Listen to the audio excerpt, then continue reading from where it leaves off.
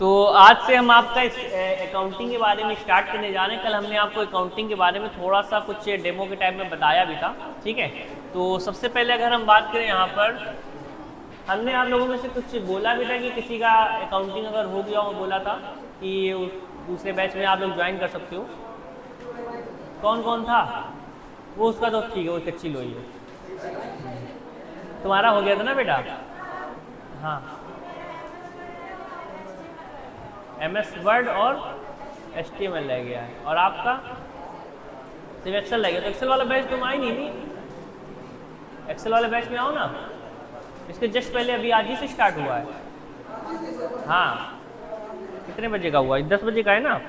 9 बजे वाले में, 9 बजे वाले में आ जाओगे? 9 बजे वाले में, 9 बजे वाले में आ जाना, ठीक है। कल से तो आ गए हो तो आज पढ़ लो, फिर 9 बजे वाले बैच में आ जाना। आप इसी वाले में करवा दिया जाएगा। वर्ड चल रहा है ना तुम्हारा? वर्ड तो किसी बैच में नहीं चल रहा है अभी फिलहाल। और क्या बोला आपने? HTML। तो उस वाले में चले जाओ ना, उसमें वर्ड कर लिया करो। टाइम यही रहेगा कि टाइम चेंज करोगे? बताओ, टाइम यही रहेगा ना? तो उस वाले में चले जाओ। मुस्कान, इनका वर्ड करवा देना। तुम कुछ पढ़ाते हो इस वाले बैच में? और कुछ पढ़ाती नहीं ना? अरे इनको वर्ड करवा देना साइड में वहीं बैठा के, ठीक है। और तो कोई नहीं है? 9 बजे वाले में एक्सेल स्टार्ट हुआ है, HTML नहीं चल रहा है अभी फिलहाल। लो,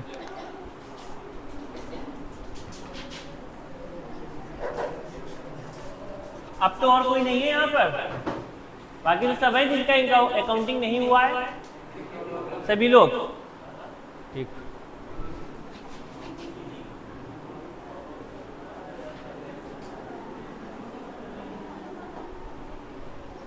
देखो, आज से आपका हम अकाउंटिंग स्टार्ट कर रहे हैं, और हमने आपसे थोड़ा सा इसके बारे में कुछ डिफाइन भी किया था, लेकिन डिफाइन करने के साथ आज हम आपको सबसे पहले बताएंगे अकाउंटिंग में सिलेबस के बारे में, ठीक है। पहला स्टार्टिंग करेंगे हम सिलेबस से रिलेटेड कि अकाउंटिंग में क्या क्या सिलेबस रहेगा, ठीक है।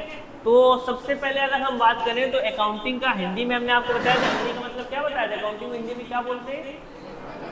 लेखांकन। और लेखांकन का मतलब क्या हुआ? अंकों का लेख करना, ठीक है। लेखांकन का नाम है, इसका मतलब ये है कि अंकों का लेख करना। आपको कुल मिलाकर के पैसों से खेलना है, ठीक है। मतलब जैसे आपको यहाँ पे ये सिखाया जाएगा कि अगर आप खुद का एक बिजनेस स्टार्ट करोगे या कभी भी कहीं पे डेटा स्टोर करोगे तो किस तरह से आपको कैश को मेंटेन करना है, कैसे आपको पेमेंट करना है, कौन सा पेमेंट नेचुरल है, नॉन नेचुरल है, ये सारी चीज़ें आपको सिखाई जाएंगी। यहाँ पर आपको पूरा पैसों से रिलेटेड गेम खेलना है, समझ लो। कुल मिला के ये समझो, जैसे नहीं, अगर मान लीजिए हम लोग कोई ट्रेडिंग वगैरह स्टार्ट करना चाहते हैं, ऑनलाइन ट्रेडिंग आपने सुना होगा कि जब ऑनलाइन ट्रेडिंग करना हम सोचते हैं तो हम पहले ये करते हैं कि पहले एक पेपर कैश के माध्यम से उसको सीखें। मतलब देखो, अगर आप ऑनलाइन ट्रेडिंग में डायरेक्ट कूद जाओगे और वहाँ पे पता ये चल रहा है कि आपने पैसे लगा दिए तो ज़्यादातर आपका लॉस ही होगा। तो पहले क्या होता है, पहले हम उसको सीखते हैं। सीखने के लिए आप जब भी कभी कोई भी अकाउंट बनाएंगे तो उसमें पेपर कैश मिलता है। पेपर कैश मतलब लोकल वाला, कि आप इस तरह से इसका यूज़ करके कर सकते हो। तो आपको खेलने का तरीका पूरा पता चल जाता है, जिससे फिर आप इन फ्यूचर, यानी देखो, अब हम ये नहीं कह रहे 2 दिन आपने पेपर कैश से किया, आपने सोचा रहे हम सीख गए, पैसा आ जाता है, बन जाता है काम, ठीक है, और आपने पैसे उसमें लगा दिए। कई सारे लोग इसी तरह से डूब जाते हैं, ठीक है। ऑनलाइन ट्रेडिंग में कई सारे लोगों के पैसे डूबते भी हैं और कई सारे लोगों के बन भी जाते हैं। अब बनने के रीज़न होते हैं, जब वो व्यक्ति साल 1.5 साल बेटा वो पढ़ता है, उसी में डेली प्रैक्टिस करता है, तब कहीं जाकर के उसको रियल समझ में आता है कि रियल ग्राफ कैसे बन सकता है, ठीक है। तब जाकर के उसकी अर्निंग होती है। अब आप वही सोचो कि आपने सोचा कि आज हमने पेपर कैश लगाया, लेकिन इतना आप सहनशीलता नहीं ना, पेशेंस नहीं रख पाओगे। अरे यार, मिल तो रहा है, पेपर कैश से पैसा आ तो रहा है, और आपने रियल वाले लगा दिए, और जब रियल वाले लगा दोगे तो हो सकता है चले जाए, ठीक है। तो ये अक्सर होता है। तो यहाँ पे आपको वही पूरी चीज़ें सिखाई जाएंगी। कंप्यूटर में किस तरह से आपके पास इतने रुपए मान लीजिए अगर हैं, इतने रुपए का इन्वेस्टमेंट हुआ है, तो अब आप इस इन्वेस्टमेंट से कैसे आपका अपनी कंपनी का प्रॉफिट बढ़ाना है, कौन कौन से एक्सपेंसेस हो सकते हैं, कौन कौन सी रीज़न हो सकते हैं जिससे आपकी इनकम बढ़े। तो यही सारी चीज़ें सीखनी है। मतलब कुल मिलाकर के आपको पैसों से रिलेटेड पूरा खेल खेलना है, ठीक है। तो यहाँ पे सबसे पहले हम स्टार्ट करेंगे अकाउंटिंग में जो भी सिलेबस है उसके बारे में। तो सिलेबस पहले हम समझते हैं कि सिलेबस में क्या क्या होगा। देखो, सिलेबस बताने का मेरा एक मेन रीज़न ये भी होता है थोड़ी याददाश्त कमजोरी की वजह से कल को हम भी भूल जाएंगे, क्या पता कि क्या क्या पढ़ाना है, हो जाता है। ठीक है, टैली में बेटा बहुत सारा कुछ है। अब जैसे मान लो हमने आपको बता दिया अभी सिलेबस, तो आप लिख लोगे, लिख लो के बाद आप उसमें टिक लगाते जाओगे जो जो कंप्लीट होता जाएगा। ठीक है, इससे आपको याद भी रहेगा कि क्या क्या छूट गया, क्योंकि हम ही भूल जाते हैं कई बार। हो सकता है कि कई सारे हमने उसमें क्या कहते हैं आपके जैसे बैच जो अकाउंटिंग का बैच रहेगा और प्रोडक्शन नहीं कराया या पेरोल नहीं कराया, कई सारे बैच जो छूट जाते हैं, मतलब थोड़ा दिमाग से उतर गया तो छूट गया। इसलिए हम पहले सिलेबस बता दे रहे हैं आपको। ठीक है, सिलेबस बना देंगे तो फिर आप खुद बोलोगे सर ये चीज़ रह गई है। ठीक है, तो सबसे पहले अगर हम बात करें सिलेबस में देखो क्या क्या रहेगा। सबसे पहले आपके सिलेबस में यहां पर आएगा accounts master. Accounts master accounting में सबसे पहला जो आपका सिलेबस चलेगा वो चलेगा आपका अकाउंट्स मास्टर। लगभग 1 मंथ के अराउंड कंप्लीट हो जाएगा। ठीक है, अकाउंट्स मास्टर थोड़ा सा बड़ा है, लेंदी प्रोसेस है। ठीक है, अकाउंट्स मास्टर जो होता है इसमें आपको सब सीखना ये है कि क्या चीज़ हमारे पास क्रेडिट होगी और क्या चीज़ हमारे पास डेबिट होगी।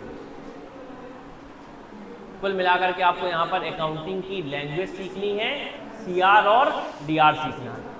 जब क्रेडिट होता है तो उसको सीआर बोलते हैं और जब डेबिट होता है तो उसको हम डीआर बोलते हैं। ठीक है, आपने शायद पासबुक तो होगी, बैंक अकाउंट है कि नहीं है? वो भी नहीं है, बैंक अकाउंट तो होगा।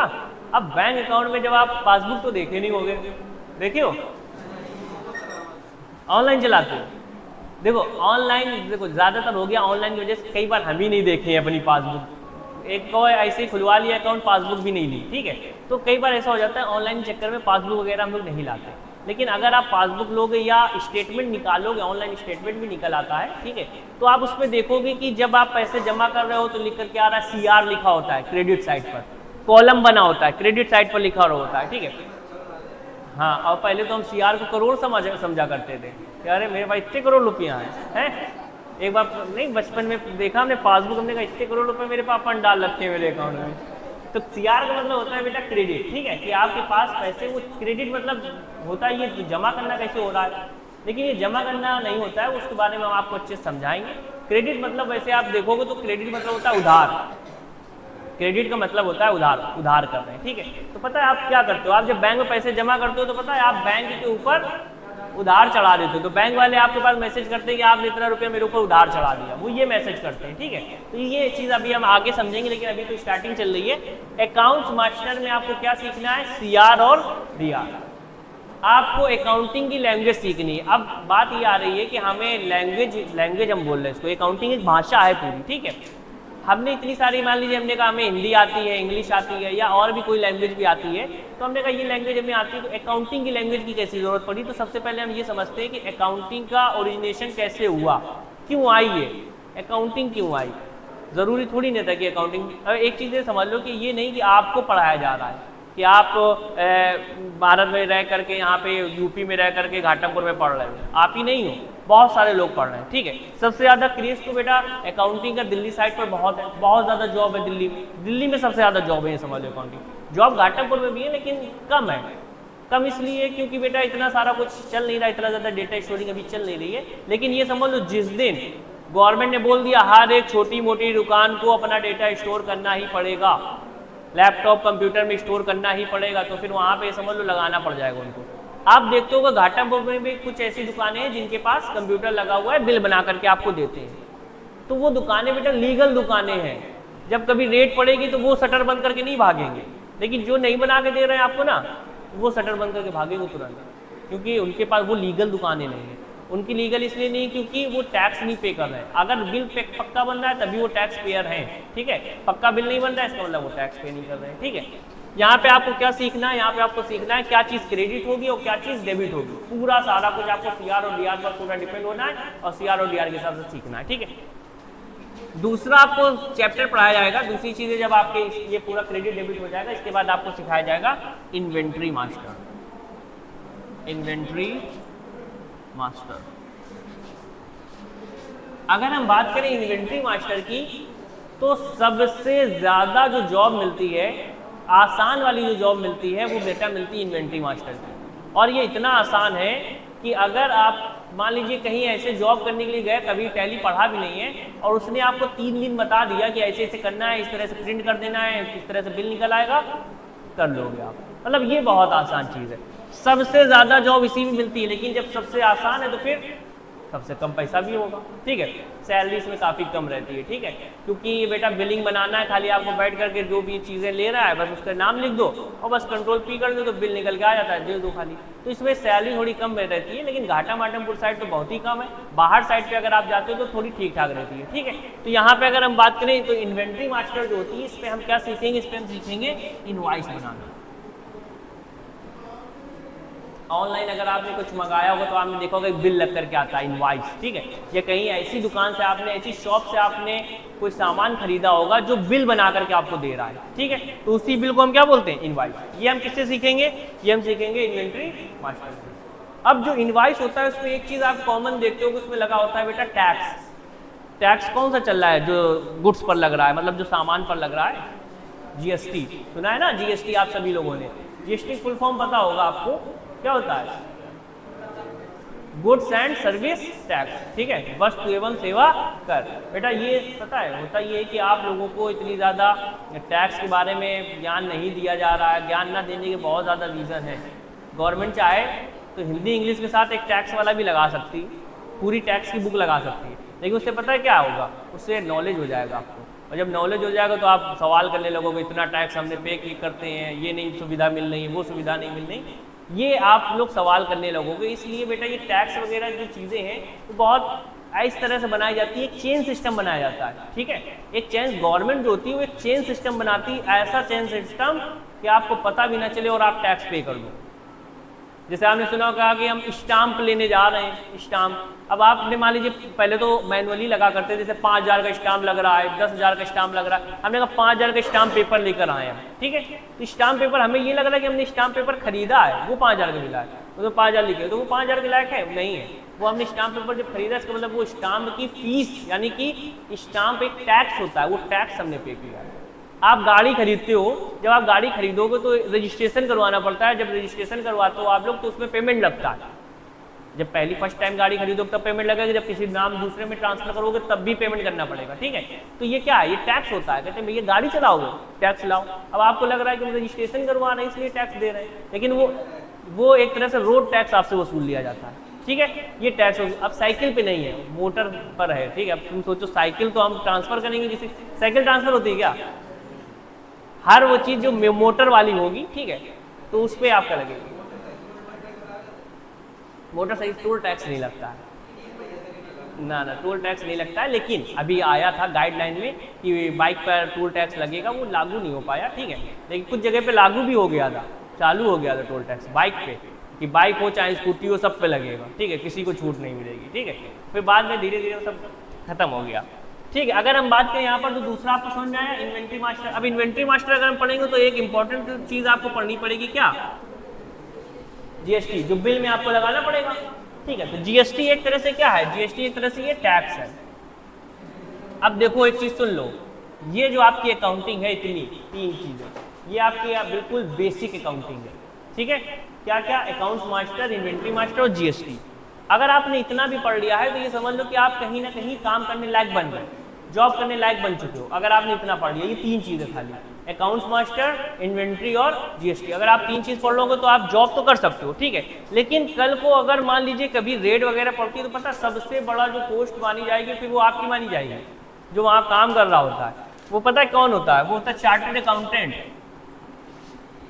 मालिक कहेगा भैया हमें क्या पता, उनसे बात करो जाके, वो टैक्स पे करते हैं, वो किस लिए रखे हैं उनको, ठीक है। तो सबसे बड़ी जब रेट पड़ती है ना तो मालिक के पास बाद में मिलेगा जा करके, पहले आपसे पूछेगा जा करके, आपके लैपटॉप में ऑडिट करेगा आकर के। ऑडिट मतलब होता है चेक करना, ठीक है। आपके लैपटॉप में चेक करेगा, कहेगा ये काहे नहीं पे किया, ये जीएसटी काहे नहीं पे करी, ठीक है। तो आपसे क्वेश्चन करेगा, आपको मालिक ने मना किया, फिर मालिक से कहेगा जाकर, मालिक कहेगा ना भाई हमें तो पता भी नहीं, हमें तो आता भी नहीं, तभी तो रखे उसको, ठीक है। तो चार्टेड अकाउंटेंट की सबसे बड़ी पोस्ट मानी जाती है उस समय पे, ये समझ लो। किसी कंपनी में अगर जो अकाउंट्स मेंटेन कर रहा है, पूरी डिटेल मेंटेन कर रहा है कि कंपनी में कितना पैसा आया, कितना गया, क्या क्या सामान, तो समझ लो वो व्यक्ति को सब पूरी जानकारी है। दूसरी चीज़, चार्टेड अकाउंटेंट जल्दी निकालते नहीं कंपनी वाले, उनको पता है, इसको पूरी डिटेल पता है कि हम कहाँ से सामान कितना घपला करते हैं, सब कुछ जानकारी है तो आपको, ठीक है, सारी चीज़ें पता होती हैं। वो चाहेगा तो फिर रेट भी मरवा देगा कि भैया इनका पैसा इतना यहाँ पे रखा हुआ है, ब्लैक मनी है वो, ठीक है, काला धन इतना। काला धन किसको कहते हैं? अरे ब्लैक मनी तो हिंदी होगी। हाँ, जो टैक्स हम पे नहीं करते, ऐसा पैसा जिसका टैक्स हम नहीं पे करते, बस वो ब्लैक मनी होती है, ठीक है। अब मान लो हम कुछ चीज़ों पर टैक्स नहीं पे कर रहे हैं, उससे पैसा जो आ रहा है उनको हम अलग रखे हुए हैं, तो वो मेरा ब्लैक मनी हो जाता है, ठीक है। टैक्स देखो हर एक चीज़ लीगल है जब आप गवर्नमेंट को पैसा ना दो। जुआ खेलना इलीगल है कि लीगल है? इलीगल है ना, तो कसीनो क्लब क्या चल रहे हैं ना, लीगल है, वहाँ जाकर खेलो तो खूब बढ़िया खेलो, कोई दिक्कत वाली बात नहीं, ठीक है। तो बेटा जब आप कभी भी गवर्नमेंट का पैसा भी दोगे, कहोगे भैया हम जुआ खेलेंगे, गवर्नमेंट 30% हमें चाहिए, तो ठीक है दे देंगे, तो लीगल है, चलो खेलो जाके, कोई दिक्कत वाली बात नहीं, ठीक है। तो लीगल, अब देखो लीगल वही चीज़ है ना जब गवर्नमेंट को बेचता दे। अब आप शराब की बोतल रखो उसमें क्या कहते हैं ठिलिया में, जैसे सब्जी वगैरह बेचने निकल जाओ तो क्या होगा, तुरंत बंद हो जाओगे, ठीक है। इसलिए बंद हो जाओगे क्योंकि बेटा वो इलीगल काम है ना, लेकिन मिल रही है ना, और जगह मिल रही है, तो और जगह जहाँ मिल रही है वो लाइसेंस है और वो पेमेंट भी कर रहा है, टैक्स का पेमेंट कर रहा है, उसमें तो वैट लगता है, एक हमें लग रहा है 80 रुपये गवर्नमेंट में 40 रुपये बच रहे हैं गवर्नमेंट के सीधे। यूपी स्टेट की बात करते हैं, वो स्टेट पे लगता है, ठीक है। तो ये टैक्स ही है बेटा जो आपसे ऐसे वसूला जाता है कि आपको पता भी नहीं चलता है, ठीक है। तो आपको टैक्स पढ़ाया जाएगा, यहाँ तक आपका बेसिक है। अगर आप इतना पढ़ लिया तो आप जॉब करने लायक बन सकते हो, लेकिन ऑडिट करने के लिए या बहुत सारी डिटेल्स आपको नहीं पता चलेंगी, इसके लिए हमें और पढ़ना होता है। और पढ़ना है तो और पढ़ने में हमें क्या पढ़ना होगा आगे, ऑल टैक्सेस। देखो एक चीज़ याद रखो, ज़रूरी नहीं है हम टैली पढ़ें या अकाउंटिंग पढ़ें तभी हमें टैक्स की जानकारी हो। टैक्स आपके रियल लाइफ से जुड़ा हुआ है कि नहीं जुड़ा हुआ, ये बताओ। आपके बिल्कुल रियल लाइफ से जुड़ा हुआ है। टैक्स ऐसी चीज़ है जो आपके बिल्कुल रियल लाइफ से जुड़ा हुआ, आप सभी को जानकारी होनी चाहिए। एक शराबी की जानकारी होती है, वो पुलिस वाले थोड़ा जाता है, कहता अरे मेरी सैलरी, मेरे पैसों से सैलरी मिल रही तुम्हें, मेरे पैसों से सैलरी मिल रही, इतना टैक्स हम पे कर रहे हैं तभी तो मिल रही, तो सब उसको पता है कि कितने रुपए जा रहे हैं, ठीक है। तो ये चीज़ समझ लो कि टैक्स वगैरह के बारे में अगर आपको पता है तो आप क्या सोच रहे हो कि गवर्नमेंट आपको, अगर गवर्नमेंट आपको क्या हो गया ये, अगर गवर्नमेंट आपको गेहूं पहुंचा रही है, ब्रिज बनवा रही है, चावल पहुंचा रही है, या पुलिस की सेवाएं दे रही है, तो कैसे दे रही है? आप ही के पैसों से दे रही है। आपके 100% को, माइक में रिकॉर्ड ना हो जाए चलो कोई बात नहीं, आपके 100% को 4% में कन्वर्ट करके दे रही है, ठीक। आपके 100% को 4% मान लीजिए आपको दे दिया, रिटर्न दे दिया, तो बस 4% में खुश हो गए हम लोग, बहुत है 4% इतना होता है, समझ लो कि 4% में पूरा गेहूँ, चावल और क्या कहते हैं जो सरकारी स्कूल है ना, उनका भी खर्चा चल रहा है 4% में खाली। अब आप खुद ही सोचो गवर्नमेंट के पास कितना जा रहा है। गवर्नमेंट मिसाइलें कैसे बनवा रही है? आप ही के पैसों से। सैलरी कैसे पे हो रही है? आप ही के पैसों से। आर्मी के जो लोग हैं उनको सैलरी कैसे पे हो रही है? आप ही के पैसों से, ठीक है। सभी लोग जो आप ही लोगों ने, आप ही के माध्यम से पेमेंट हो रहा है। अब ये ना कहो कि हम तो पैसे देते नहीं है, हम कैसे दे रहे हैं, हमने तो कह दिया कि आपके माध्यम से, लेकिन आप तो कहोगे हमने तो कभी दिए नहीं गवर्नमेंट को, हमने तो कभी पेमेंट नहीं किया। लेकिन आपने किया है, आपने कोई ना कोई सामान तो खरीदा होगा ना, तो बस सामान खरीदा, आपने पेमेंट कर दिया, ठीक है। आपने अगर कभी ध्यान दिया हो तो आप कोई भी पैकेट खरीदोगे तो उसमें लिखा होता है MRP और नीचे देखोगे लिखा होता है इंक्लूडेड ऑफ ऑल टैक्सेस। पढ़ना अभी कभी, ठीक है। कोई भी पैकेट वाली चीज़ लोगे तो उसमें MRP लिखी होगी, नीचे लिखा होगा इंक्लूडेड ऑफ ऑल टैक्सेस, यानी सभी करों सहित। तो 5 रुपये लिखे ना, उसमें टैक्स भी जुड़ा हुआ है। तो आप खुद ही सोचो, अब वो आपको तो लग रहा है कि हमने 5 रुपये का लिया, लेकिन वो 5 रुपये का नहीं था, वो मान लीजिए 4 रुपये का था। 1 रुपये आपके गए गवर्नमेंट के पास जा रहे हैं, ठीक है। चलो अगर हम बात करें ऑल टैक्सेस की, तो ऑल टैक्सेस में बेटा बहुत कुछ होता है, जैसे कि इनकम टैक्स के बारे में आपको अच्छे से बताया जाएगा कि कैसे आप इनकम टैक्स कैलकुलेट कर सकते हो, कैसे ITR दाखिल होता है। ITR आपने शायद सुना भी हो, इनकम टैक्स रिटर्न फाइल। नहीं सुना तो आगे चल के आप लोग ये सारी चीज़ें सुनोगे, और जब बड़े हो जाओगे तब तो पक्का सुनोगे, ठीक है। बड़े का मतलब समझ लो, जब शादी आदि हो जाएगी तब तक। इनकम टैक्स, कॉर्पोरेट टैक्स और भी बहुत सारी, TDS भी चलो लिख देते हैं, TDS और भी बहुत सारे, ये सारे टैक्स के बारे में आपको बताया जाएगा, ठीक है। इतना होने के बाद जब आपके सभी टैक्स हो जाएंगे तब आपको पढ़ाया जाएगा बेटा प्रोडक्शन।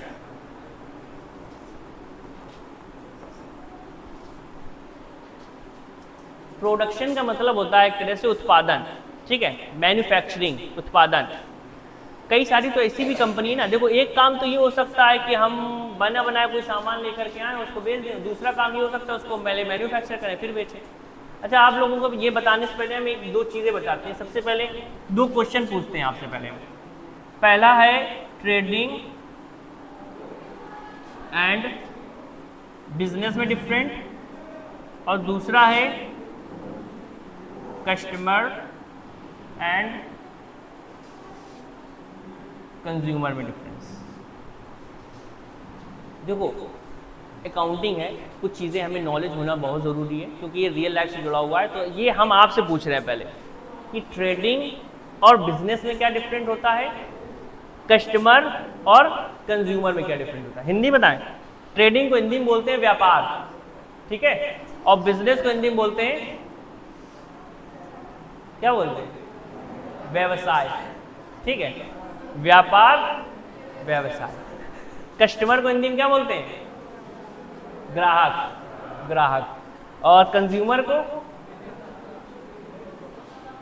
को बोलते हैं उपभोक्ता, ठीक है। अब बताओ यहाँ पर आपके सामने 4 वर्ड लिखे हुए हैं वैसे, तो ट्रेडिंग और बिजनेस में क्या डिफरेंस है। कई बार होता है कि हम लोग सेम समझ जाते हैं, जैसे बिजनेस को व्यापार समझ जाते हैं, कोई दिक्कत वाली बात नहीं, लेकिन यहाँ पे अलग अलग वर्ड अलग अलग हैं, उसका नाम भी अलग अलग है, ठीक है। अगर हम बात करें ट्रेडिंग की और बिजनेस की तो ये दोनों अलग वर्ड है। अगर हम बात करें कस्टमर और कंज्यूमर की तो ये भी दोनों अलग वर्ड है। तो आपके माइंड क्या बोलता है कि इनका मतलब क्या हो सकता है, ट्रेडिंग और बिजनेस में क्या डिफरेंस है और कस्टमर और कंज्यूमर में क्या डिफरेंस है। आप बताओ पहले, आप हमें क्या हो सकता है, मतलब आप अपने मतलब जो आवाज़ आ रही अंतरात्मा से वो वाली बताओ। मतलब ट्रेडिंग और बिजनेस में क्या डिफरेंस हो सकता है और कस्टमर और कंज्यूमर में क्या डिफरेंस हो सकता है। हिंदी में भी तो बता लिख देते हैं। चलो, ट्रेडिंग मतलब होता है व्यापार और बिजनेस मतलब होता है व्यवसाय, और कस्टमर का मतलब यहाँ पे हो गया ग्राहक, और कंज्यूमर का मतलब हो गया उपभोक्ता।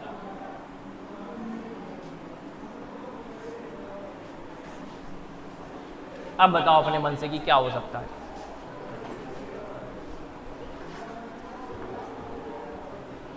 अच्छा, आप बताओ, जो समझ में आया वो बताओ, वो चीज़ जो तुम्हें अभी तक लगता हो कि क्या हो सकते हैं दोनों, कुछ डिफरेंस है या नहीं है तो क्या है। बिजनेस में लेन देन नहीं करेंगे हम, बिजनेस में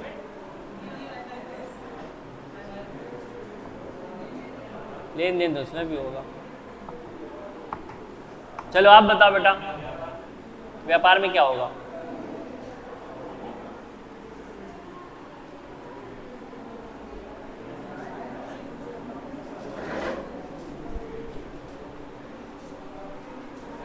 तुम बताओ क्या हो सकता है। अपने मन की बताना भी हमने बताया थोड़ी नहीं है, वो तो हम पूछ रहे हैं आप लोगों से इसलिए ताकि थोड़ा बहुत आपको पता है कि नहीं पता है, इसलिए बस। अरे बताओ कुछ भी अपने मन का जो समझ में आ रहा हो, नहीं समझ में आ रहा कुछ भी। अरे ये तो आप लोग आमतौर से बोलते हो ना, ट्रेडिंग बिजनेस, ये तो सुना ही है ना, ये है क्या, इसे नहीं बताइए है क्या, बोल देते हो खाली। हाँ बेटा आप बताओ। ऑनलाइन होती है ट्रेडिंग, और बिजनेस ऑफलाइन होता है। यही डिफरेंस हो सकता है, फिर तुम बताओ। नो आइडिया, आप बताओ बेटा।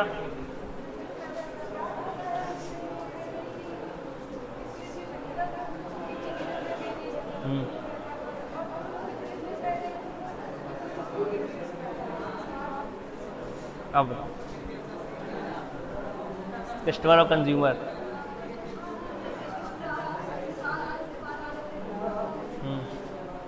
दुकान वाला उपभोक्ता होता है ना भाई, दोनों एक ही चीज़ है। उपभोक्ता मतलब उपभोग करने वाला, कंज्यूम करने वाला, तो वो दुकान वाला थोड़ी नहीं होगा, दुकान वाला तो हमें कंज्यूम करवाएगा।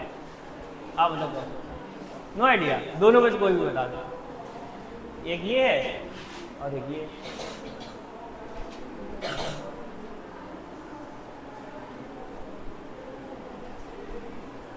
नो आइडिया, आइडिया लगाओ, दिमाग चलाओ थोड़ा, कैसे काम चलेगा? आप बताओ बेटा। No idea? आप बताओ।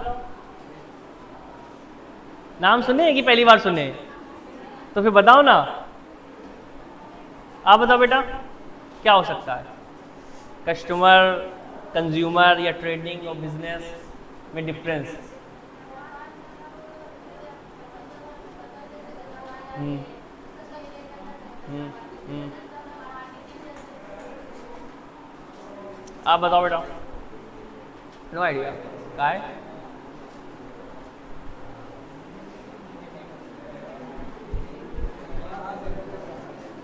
हाँ हाँ बताओ बताओ बताओ।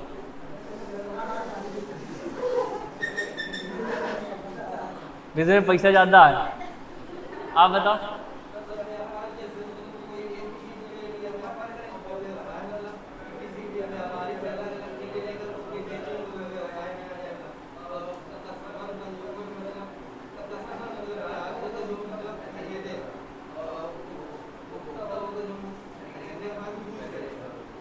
यूज करें।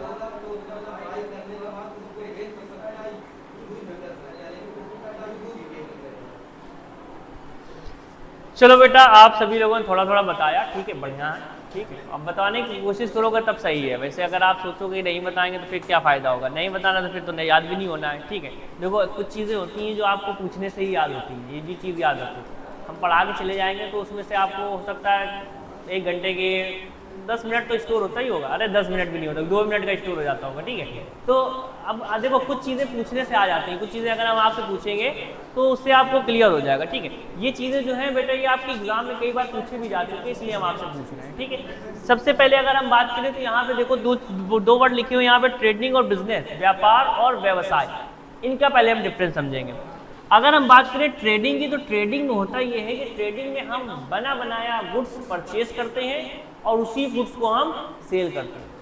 व्यापार जो होता है उसमें हम बना बनाया गुड्स परचेज करते हैं और उसे हम सेल करते हैं।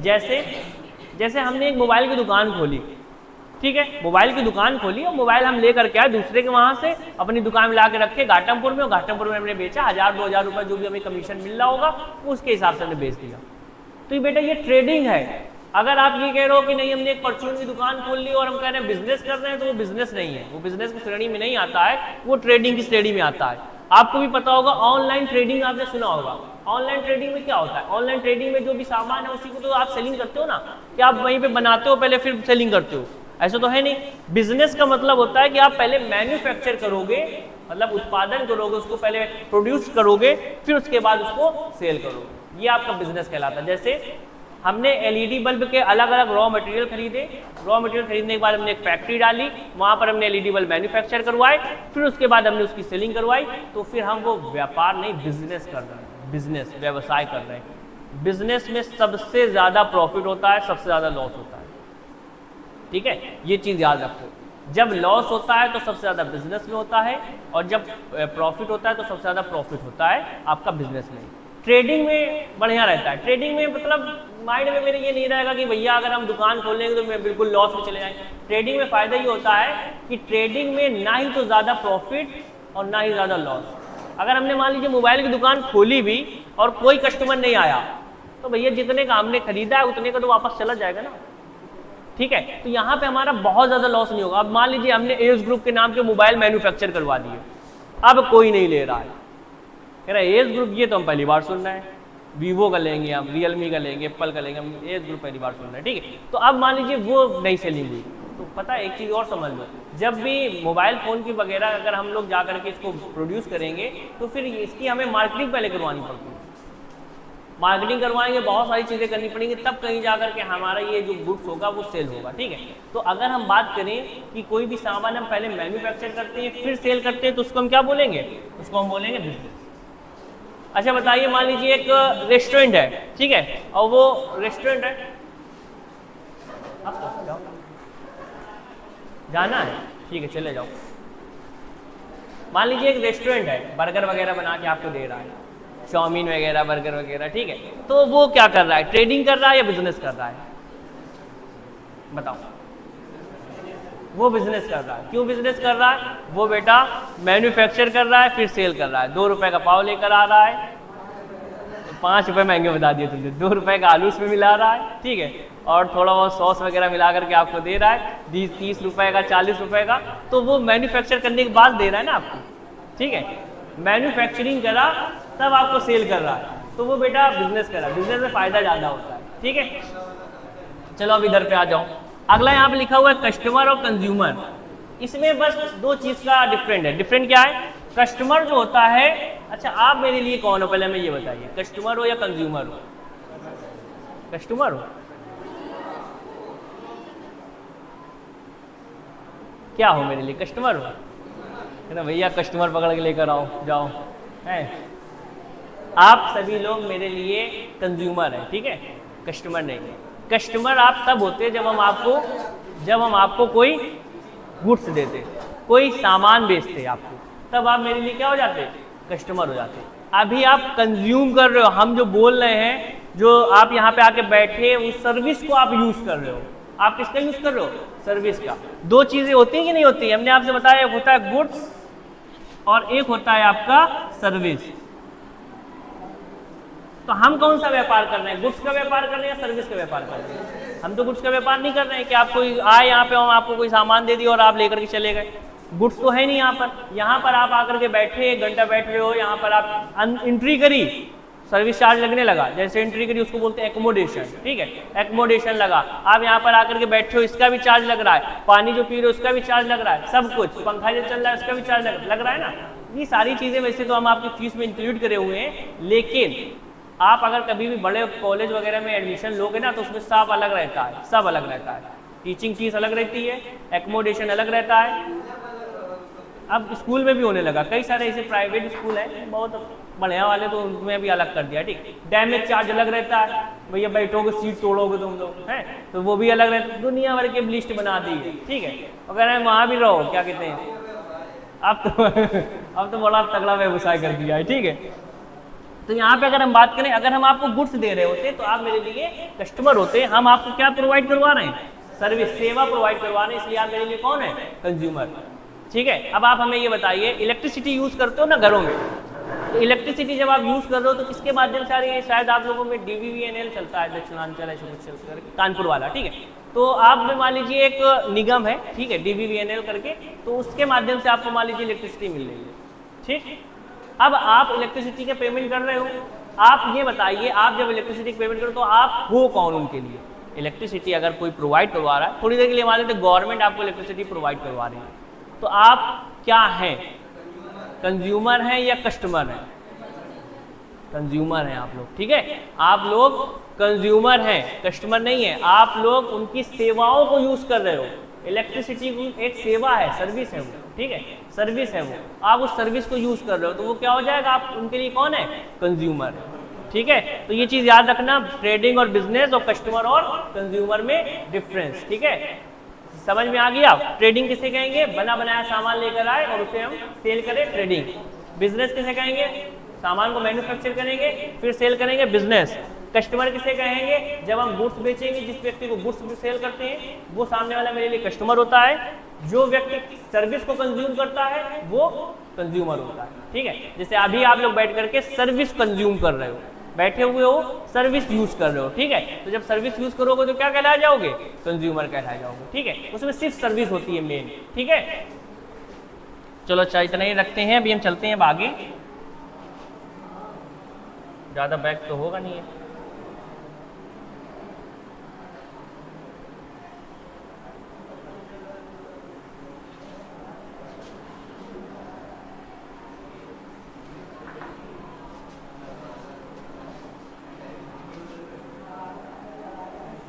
प्रोडक्शन यानी कि इसमें आपका आएगा मैन्युफैक्चरिंग, उत्पादन।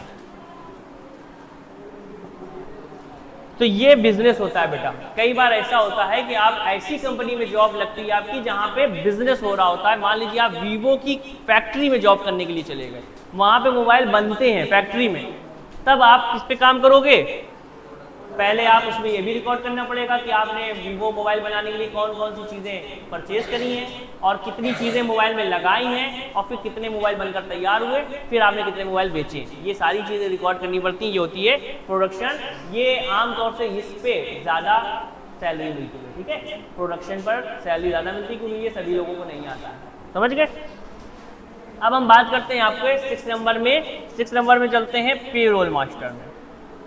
ये सबसे राजा वाली नौकरी मिलती है इसमें, पेरोल मास्टर में। पेरोल मास्टर जो है, इस पेरोल मास्टर की अगर हम बात करें तो इस पे आपको सीखना होता है सैलरी स्लिप क्रिएट करना। जैसे अगर आप ऐसी कंपनी में जॉब कर रहे हो जहां ऑलरेडी 100-200 एम्प्लॉय काम करते हैं, तो उन एम्प्लॉय की हमें क्या बनानी होती है, सैलरी। तो सैलरी बनाने के लिए चार्टर्ड अकाउंटेंट रखा जाता है कि भैया आप सैलरी बनाया करें, 200-400 लोग हैं, जितने लोगों को सैलरी तो स्लिप बनानी पड़ेगी। तभी तो बड़ी कंपनी जो होती है इन सभी को बेटा हिसाब देना होता है गवर्नमेंट को, ठीक है। अगर वो ज़्यादा दिखाएंगे कि हमने आपको ज़्यादा पेमेंट किया तो उनका ज़्यादा फायदा है, उनको टैक्स कम देना पड़ेगा। अगर वो दिखाएंगे, अगर मान लीजिए आपको सैलरी स्लिप ना दें तो इसमें उनका नुकसान है। गवर्नमेंट ने एक ऐसा चेंज सिस्टम बनाया कि कोई बच नहीं सकता, और अगर बचने की कोशिश करेगा तो हो सकता है ज़्यादा लगने लगे, ठीक है। अब अगर हम आपको सैलरी स्लिप ना देंगे तो आपके लिए तो फ़ायदा ये हो सकता है कि अगर आपको सैलरी स्लिप ना मिले तो आपको ये फ़ायदा हो सकता है कि आपको इनकम टैक्स नहीं देना पड़ेगा। इनकम टैक्स उन व्यक्तियों को देना पड़ता है जिनकी सैलरी ज़्यादा होती है, मतलब जिनका एक साल में 4 लाख के ऊपर पहुँच जाता है, उनको देना पड़ता है, ठीक है। अब हाँ वही 75 हज़ार तो मान लीजिए छूट रहती है। अब देखो अगर हम बात करें तो आपको पेरोल मास्टर में क्या सिखाया जाएगा, सैलरी स्लिप क्रिएट करना, कि अगर कोई एम्प्लॉय काम कर रहे हैं तो उनकी सैलरी कैसे बनानी है, ये सारी चीज़ें आपको सिखाई। जितना आपका सिलेबस है ये आपका एडवांस में आ जाता है, ठीक है। ये आपकी बेसिक अकाउंटिंग है, ठीक है, और ये आपकी एडवांस अकाउंटिंग है। इतना पूरा नोट कर लो, आपको पढ़ाएंगे हम एडवांस वाला, क्योंकि यही फायदे वाली चीज़ है, ये समझ लो। जो भी आपको कभी भी अगर आप इन फ्यूचर कभी भी आप सोचते हो कि हमें यहाँ नहीं रहना, घाटापुर हम जाएंगे, बाहर जॉब करेंगे जाके, तो बस यही आना चाहिए आपको खाली। बेसिक भी आए नहीं, मतलब अकाउंटिंग आना चाहिए, हमारे कहने का मतलब ये, चाहे एडवांस पढ़ो चाहे बेसिक पढ़ो।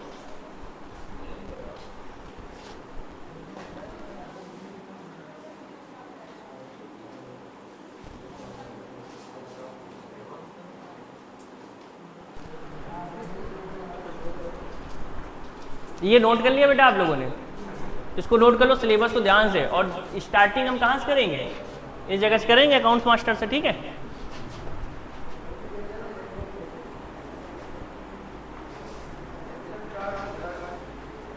हाँ भैया एक साल लोग पढ़ रहे हैं, पता है। अकाउंटिंग बहुत बड़ी चीज़ है, छोटी मोटी चीज़ है, आप खुद ही सोचिए। अच्छा आपने एक पोस्ट शायद ना सुनी होगा, CGA सुनी है, नहीं सुनी होगी। अच्छा फाइनेंस मिनिस्टर तो सुना होगा।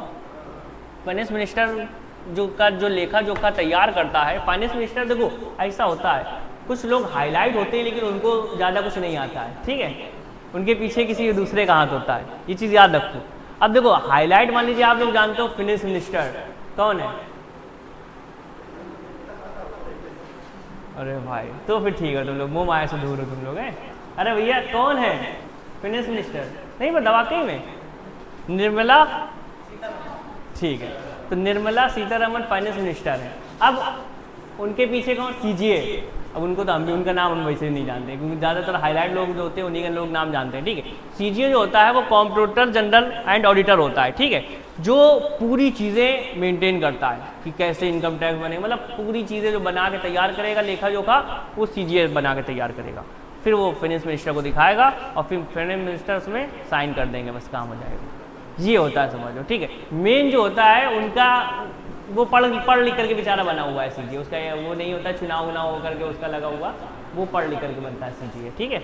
तो उसको क्या पढ़ाया जाता है, उसको सब यही पढ़ाया जाता है। वो ये समझ लो कि ऐसे टैक्स सिस्टम को लगाया जाता है ताकि आप लोग पेमेंट कर सको। अच्छा आप खुद ही बताओ, क्वेश्चन बताओ हमें, अगर आपसे गवर्नमेंट बोले कि हम आज से आपके ऊपर, वैसे मैक्सिमम 30% लग रहा है, ज़्यादातर जो टैक्स लगाते हैं मैक्सिमम जो बहुत ज़्यादा अमीर हैं उनके ऊपर 30% लग रहा है, ठीक है।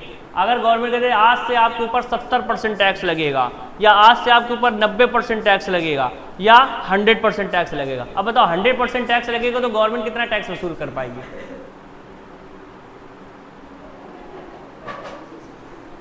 तुम्हारी एक जॉब है, गवर्नमेंट एम्प्लॉई हैं आप, ठीक है, प्राइवेट वाले तो फिर भी इधर उधर कर देंगे, गवर्नमेंट वाले नहीं कर पाते।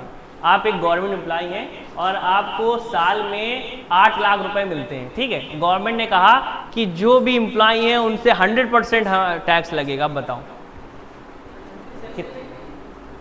करियो काम तुम, तो फिर क्या कह रहे पूरी सैलरी ले जाएगी। देखो अगर हम बात करें 100% की और 0% की, तो आप एक चीज़ याद रखो, 0% अगर गवर्नमेंट लगाएगी तब भी गवर्नमेंट बस 0 रुपये वसूल कर पाएगी, और अगर 100% लगा देगी ना तब भी 0 रहेगा। फिर अव्यवस्था फैल जाएगी, आप लोग सैलरी कहोगे भैया हमें तो जॉब ही नहीं करेंगे, सरकारी नौकरी तो नहीं करनी भाई, सरकारी नौकरी बिल्कुल नहीं करनी, ठीक है। हम ऐसे ही परचून दुकान खोल के काम चला लेंगे, छोटी मोटी दुकान खोल के।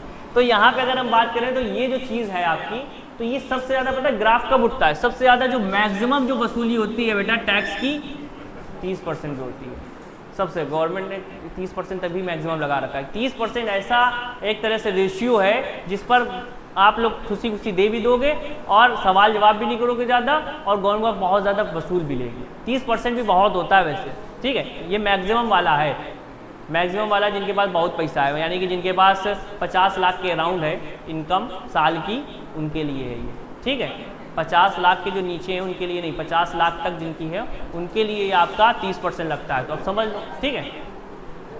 ये बेटा इतना नोट कर लिया। चलो अब हम स्टार्ट करते हैं, इसको साफ कर दें, तो इससे तो कोई मतलब नहीं है।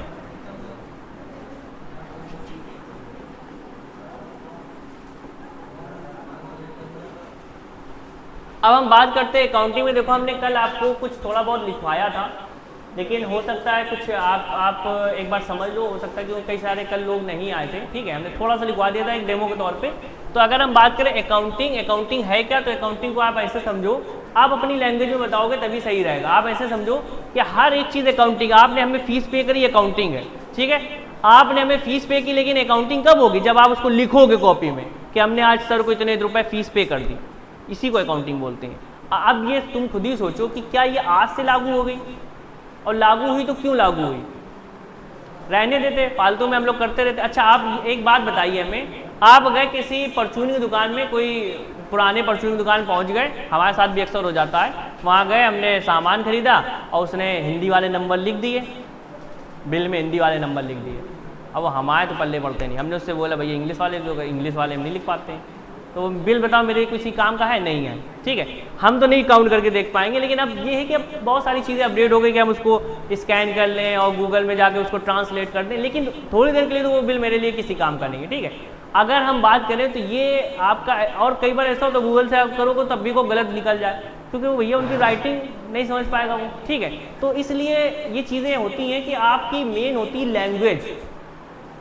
अब आप खुद ही सोचो कि क्या आप सिर्फ इंडिया में ही व्यापार करते हो, क्या इंडिया में बाहर से कुछ नहीं आता है, आता है ना, क्या बाहर से इंपोर्ट एक्सपोर्ट नहीं हो रहा है, हो रहा है, ठीक है। बाहर से आपका इंपोर्ट और एक्सपोर्ट हो रहा है। तो अब जब आप खुद ही सोचो, जब बाहर से सामान आ रहा है, बाहर से इंपोर्ट हो रहा है, तो अब आप अब जो बिलिंग हो रही है, ठीक है, अब जो बिलिंग हो रही है वो कैसे समझोगे। बाहर ना जाओ, कुछ ऐसे आप स्टेट में चले जाओ जहाँ पे दूसरे एक तरह से बोली चलती है, दूसरी लैंग्वेज चलती है। अब बताओ दूसरी बोली होगी तो आप बिल समझ पाओगे, नहीं समझ पाओगे। इसलिए सिर्फ आप नहीं पढ़ रहे, सब लोग पढ़ रहे हैं। अब अगर हम आपसे बोले, मान लीजिए एक ध्यान सुनना, 5 लैंग्वेज है, 5 लैंग्वेज है, लेकिन ये मान लीजिए 5 लोग हैं और पांचों लोगों को पांचों अलग अलग लैंग्वेज आती हैं। 5 लोग, पांचों को अलग अलग लैंग्वेज आती है। अब पांचों आपस में व्यापारी हैं, उनको व्यापार भी करना होता है। अब अगर आप ये सोचो कि पांचों को आपस में व्यापार करना, तो क्या वो 5-5 लैंग्वेज सीखेंगे, तब वो पांचों से व्यापार कर पाएंगे। तो इसलिए हुआ ये कि एक अकाउंटिंग की लैंग्वेज लगा दी गई, सीधे बुक बनाई गई थी, ठीक है। 1494 में एक बुक बनाई गई थी आपकी, लूका बेचौली नाम था उन्होंने बुक बनाई। कह रहे भैया अब इससे एक चीज़ ये होगी, लैंग्वेज बैरियर जो बन रहा है बिजनेस में या व्यापार में, लैंग्वेज बैरियर जो बन रहा है ये खत्म हो जाएगा, ठीक है। तो अकाउंटिंग किस लिए आई, अकाउंटिंग इसीलिए आई ताकि आप अलग अलग लैंग्वेज के हिसाब से छोड़ दो, एक लैंग्वेज सिर्फ सीख लो, फिर चाहे 5 लैंग्वेज किसी को आती हो, चाहे 10 लैंग्वेज आती हो, उससे मतलब नहीं, एक लैंग्वेज सबको आनी चाहिए, वो है अकाउंटिंग, ठीक है। एक लैंग्वेज सभी को आनी चाहिए, वो होती है अकाउंटिंग। अब अकाउंटिंग सभी लोग तो पढ़ नहीं रहे। अब आपने मान लीजिए पढ़ लिया, तो आप अगर हम आपको जब लिखना सिखा देंगे कि कैसे आप एंट्री बनाओगे CR DR, तो बेटा पता है आप अगर लिख करके अपने घर में दिखाओगे तो वो नहीं समझ पाएंगे, लेकिन वही जाकर के किसी बैंक वाले के सामने रख दोगे, तुरंत बता देगा अच्छा ये हुआ, इसका मतलब ये हुआ, बता देगा वो तुरंत, क्योंकि उसने पढ़ी है। तो यहाँ पे देखो एक चीज़ और हो गई, सभी को जानकारी नहीं होगी, मतलब ये एक सिक्योरिटी बन गई आपकी। एक सिक्योरिटी ये बन गई कि आप एक तरह से सिर्फ और सिर्फ ट्रांजेक्शन वही लोग समझ पाएंगे जिन्होंने पढ़ा हुआ है। तो ट्रांसलेटर जैसे आपने बोला, तो आप ही तो बन रहे हो ट्रांसलेटर, जो चार्टर्ड अकाउंटेंट होते हैं वही तो बन रहे हैं, ठीक है। आप दूसरे देश के बिल समझ जाओगे और उनको बना भी दोगे, ठीक है। तो ये तरीका हो गया, इसलिए लैंग्वेज बैरियर ना हो इस चक्कर में आपको क्या पढ़ाया जाता है, अकाउंटिंग। और इसलिए ये बहुत फेमस है। ये मत सोचो कि आप सोचो कि भारत में पढ़ाई जा रही है, उत्तर प्रदेश में ही पढ़ाई जा रही है, सब जगह पढ़ाई जा रही है, इसीलिए ये बहुत फेमस है, ठीक है। अगर आप इसका स्कोप देखोगे ना टैली का, आपके पास मोबाइल फ़ोन रहता है, आप मोबाइल फ़ोन में जा करके चाहे आप उसमें चले जाओ, गूगल में जा करके आप सर्च कर लो, टैली का स्कोप सर्च कर लो, या आप यूट्यूब में सर्च कर लो, बेटा बहुत कुछ है, ठीक है। टैली का बहुत अच्छा स्कोप है, इसलिए हम बोल रहे हैं आपसे। सबसे पहले हम बात करें अगर अकाउंटिंग में, तो अकाउंटिंग की पहली भाषा सुनो, डिफिनीशन सुनो। अकाउंटिंग का जो डिफिनीशन है वो है financial data storing with cash. Accounting की जो डिफिनीशन है वो हमने छोटी सी लिख दी है, financial data storing with cash. यानी इसका मतलब क्या हुआ, जो भी वित्तीय लेन देन होता है उसको हम पैसों के रूप में लिखकर स्टोर करते हैं, उसे हम क्या बोलते हैं, अकाउंटिंग कहते हैं, ठीक है। हिंदी में इसका मतलब क्या हुआ कि व्यापार में हो रहे, व्यापार कह लो या बिजनेस कह लो, ठीक है, हो रहे फिनेंशियल को हिंदी में क्या बोलेंगे, वित्तीय। फिनेंशियल यानी कि वित्तीय मतलब पैसों से रिलेटेड, ठीक है। वित्तीय लेन देन के डेटा को, व्यापार में हो रहे फाइनेंशियल यानी वित्तीय लेन देन के डेटा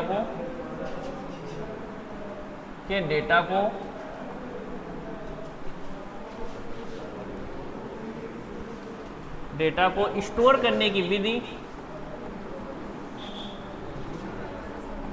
क्या कहलाएगी, अकाउंटिंग कहलाएगी, ठीक है। अब देखो जिनकी डिफिनीशन ना लिखी हो वो अपने हिसाब से लिख लेना।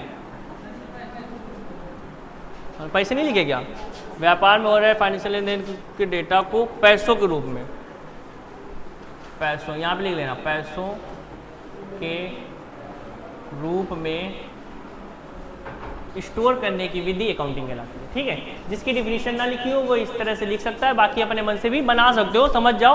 आप बोल सकते हो कि जब भी ट्रांजैक्शन होता है पैसों से रिलेटेड, बस वही अकाउंटिंग है। लेकिन लिखने की जरूरत पड़े, ये नहीं है कि हमने कह दिया बस ऐसे ही ओरली ट्रांजैक्शन हो गया। जिसको हम लिखते हैं बस वो अकाउंटिंग है, जिसको हम स्टोर करते हैं तब वो अकाउंटिंग मानी जाएगी। हमने कहा हमने 5 रुपये का बिस्किट खरीदा, कहीं स्टोर नहीं किया, तब थोड़ी नहीं अकाउंटिंग हुई। अब भाई 5 का बिस्किट खरीदा, हमने लिख दिया घर में जाकर, आज हमने 5 रुपये बिस्किट खरीदा है बहुत दिनों बाद, ठीक है, तो बस वही अकाउंटिंग हो गई, ठीक है, समझ गए। तो ये आपकी हो गई अकाउंटिंग की डिफिनीशन। अकाउंटिंग डिफिनीशन होने के बाद थोड़ा बहुत हमने शायद आपके लिए लिखवाया था ट्रांजेक्शन, ठीक है, कैश, बिजनेस, बैंक, ठीक है, उनको बाद में चलो करवा देंगे। क्या रह गया, क्रेडिट रह गया था कि करवा दिया था,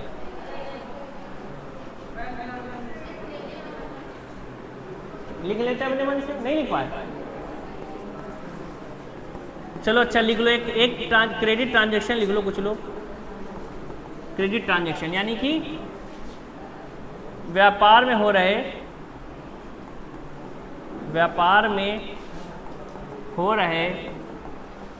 उधार ट्रांजैक्शन के डेटा को स्टोर करने को क्रेडिट ट्रांजैक्शन कहते हैं।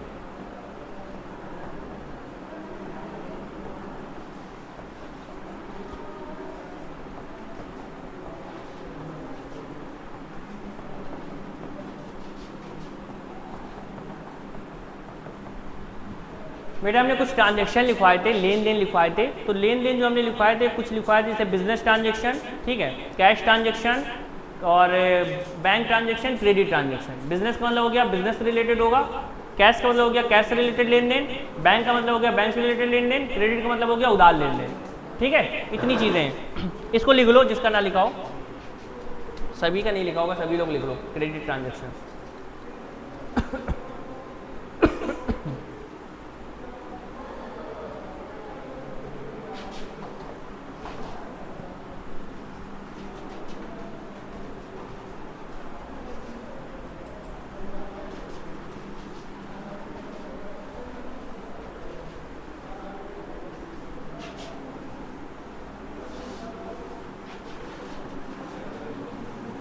हेडिंग आप लोग इसके बाद डाल देना टाइप्स ऑफ अकाउंटिंग, और लिख लेना अकाउंटिंग मुख्यतः दो प्रकार की होती है। अकाउंटिंग मुख्यतः, या ऐसे लिख लेना सीधे, अकाउंटिंग दो प्रकार की होती है।